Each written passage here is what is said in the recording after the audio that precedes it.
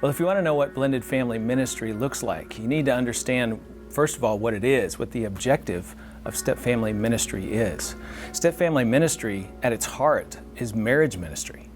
And it's marriage ministry that takes back this generation and the next. Let me explain what I mean by that. We all know God's plan A for the family. Psalm 78, Deuteronomy 6 talks about, the parents will tell the praiseworthy deeds of the Lord to the next generation, and they in turn will tell the next generation. And that's how it gets passed. It's the family is the heart of where that faith development process begins and how it incubates faith for the next generation. But what happens if that family gets disrupted? What if there's a death of a parent, or there's a divorce, or there was never an intact home to begin with? A child's born out of wedlock, and now there's a step-parent who's involved in that kid's life. What happens to that faith transmission process? Well, it gets complicated. The family is incredibly complicated in terms of its relationships and roles and rules and how we get along and who belongs with whom and who doesn't. That's what's going on with a family. What's going on with faith are questions of, well, what faith do we believe? I mean, Mom and Dad are divorced now, so Mom's got her faith and practice and the church she goes to, and Dad has his faith and practice. And well, as a matter of fact, Dad doesn't really go to church very much, and so I get a totally different message about what matters at Dad's house than I do at Mom's house. And then Mom gets remarried, and in comes a stepdad who has his own particular flavor of what faith looks like. That's model number 3, if you're keeping track. Dad chooses to live with somebody, a common practice today that's increasing dramatically. That's faith perspective number 4, if you're keeping track. And that relationship lasts a couple years, and then he breaks it off, and now he moves in with another person, or he gets married. That's faith practice number 5, if you're keeping track. And children, faith becomes diluted to kids. And all of a sudden, see, here's what's going on in their heart and mind. They want to get along at Mom's house and Dad's house and with Dad's new girlfriend and the new stepdad.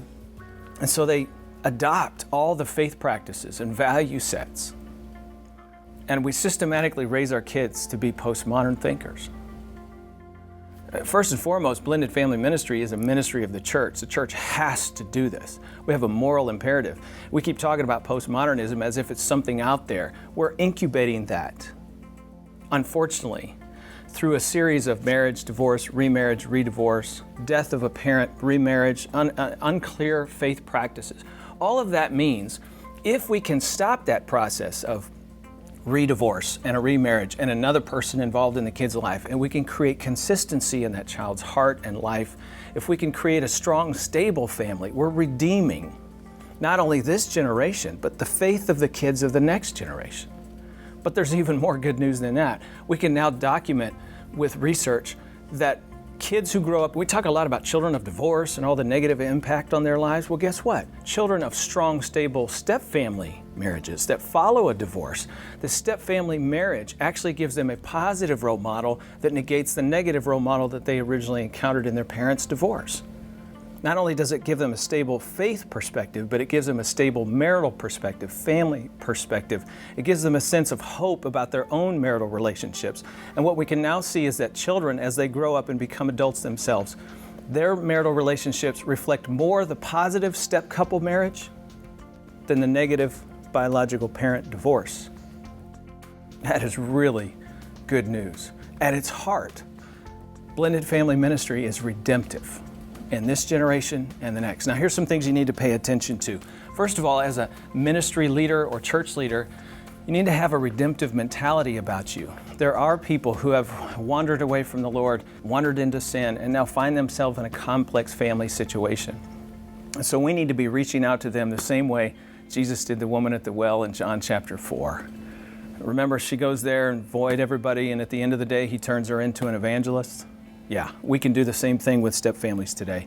We just have to have a mentality of being pro-hospital instead of being pro-illness. Now, this isn't difficult. We're already doing this. We have post-abortion ministries, and we don't think we're condoning out-of-wedlock pregnancy.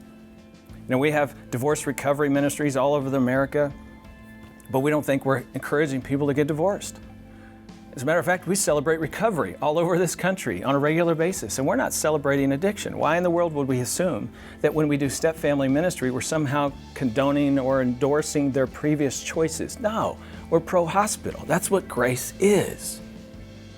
And we can do it in this realm just like we do it in all those other realms.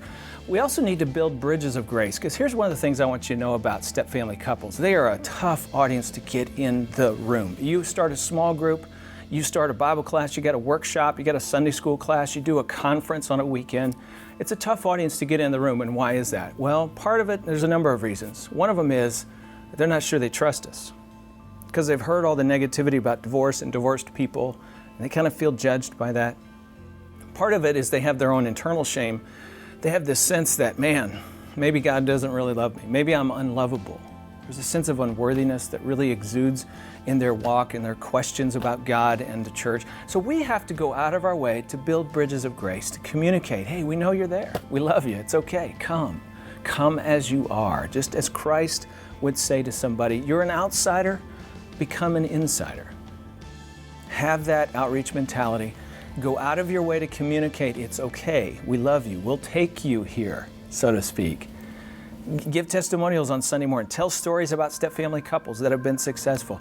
And at the same time, let step couples stand up and talk about the nitty-gritty difficulties of their life as a testimony to, we are working through this and we're not giving up, and you can come join us on that journey. Those kinds of messages build bridges of grace, and it encourages people to then walk across to the kinds of tools that we have them. And when they walk across, you need to give them stepfamily answers to stepfamily questions. Now here's what we normally do. We give them first family answers to stepfamily questions, and it doesn't fit. Stepfamilies are very different types of homes and relationships. Yes, there's adults and yes, there's kids, but there's also other homes that influence the parenting of this home. There's a legal system around this context. You have a biological parent who's trying to parent their kids, and a step-parent who's trying to figure out where they fit in the picture. What kind of role do I have? What kind of role do I play in discipline? And how do I get a kid to like me who doesn't like me? And oh, by the way, if this kid doesn't like me, how do I have any leadership influence in this home with a kid who doesn't like me? All of those questions are very real, day in and day out kinds of dilemmas for them, and we've got to have some answers and solutions, which means you have to get smart about stepfamily living before you can help them get smart about stepfamily living. So you got to do your homework. You got to get some good tools. smartstepfamilies.com, familylife.com/blended. We have tools, practical tools you can use to hand to people, teach a class, get people engaged in good information to give them stepfamily answers to stepfamily questions. One last tip, pre-stepfamily counseling. You're already doing premarital counseling of one shape or another, maybe one-on-one, pastor and couple. Maybe you're doing groups or workshops or a class series, whatever that looks like for you. You're probably doing premarital education. Now notice the language, premarital. You're working with a couple. You're talking about communication skills and managing conflict and managing money and their spiritual life together, and it's dyadic focused. Well, with stepfamilies, you got to do a whole lot more than that. Everything you do for the couple in your premarital program is helpful for pre-stepfamily couples, but it's about half of what they need. Yeah, you heard me right, half. Because they also need to know parenting and step-parenting. They also need to understand ex-spouse relationships sometimes. How do we do the co-parenting thing? What happens if the other home is really against our values and our faith? How do we bring that together so that it doesn't create stress in our home?